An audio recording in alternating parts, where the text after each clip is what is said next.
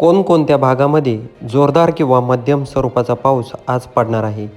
या ठिकाणी जुन्नर, खेड, पुणे, अहमदनगर, दौंड, जेजुरी, बारामती, भरतापूर, करमाळा, जामखेड, बार्शी, तुळजापूर, सोलापूर, पंढरपूर, विटा, कराड, सांगली, कोल्हापूर, विजापूर, अकलूज या भागात जोरदार किंवा मध्यम स्वरूपाचा पाऊस पडणार आहे.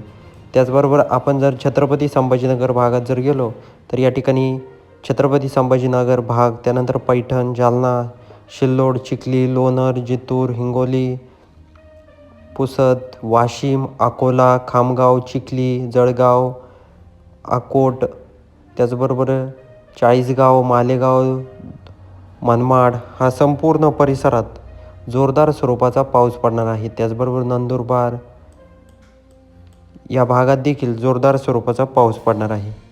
तर शेतकरी मित्रहो, हा पाऊस वारं जास्त प्रमाणात राहणार आहे. या पावसामध्ये ही देखील दक्षता सर्वांनी घ्यायची आहे.